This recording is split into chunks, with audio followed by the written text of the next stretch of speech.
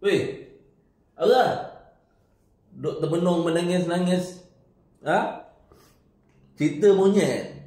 Cerita monyet ni sebenarnya tak bahaya. Yang bahaya bila umur dah cukup nak isi borang kahwin, tapi jiwa bercinta masih macam budak tingkatan 3. Masih nak cek pol pasangan kau, masih nak test loyalty guna fake account, masih merajuk sebab dia tak letak emoji cinta dekat nama kau. Weh, kau bercinta ke main TikTok trend?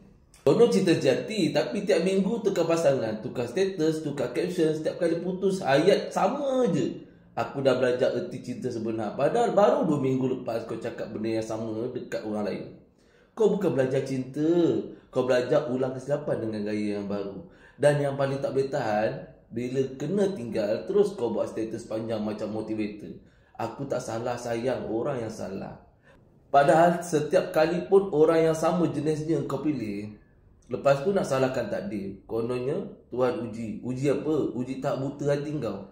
Cinta monyet sepatutnya berhenti bila kadang mula berfungsi. Tapi ada yang masih percaya kalau pasangan tak reply 5 minit maknanya tak sayang. Kau tak post gambar bersama, kononnya nak sembunyikan sesuatu. Padahal kadang dia sembunyi sebab malu. Sebab asyik kena tukar pasangan setiap 2 bulan. Dan jangan lupa, yang paling kelakar bila tengah bercinta, dunia rasa indah.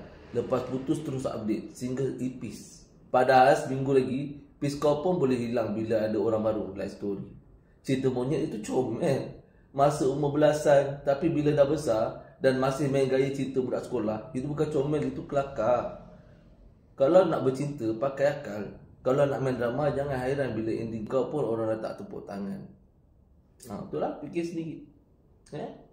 Kau gerak dah makan lapar. Dah pandai kau fikir, kau nak tanya, nak teriak. Dah besar-besar pun bercinta monyet. Bodoh.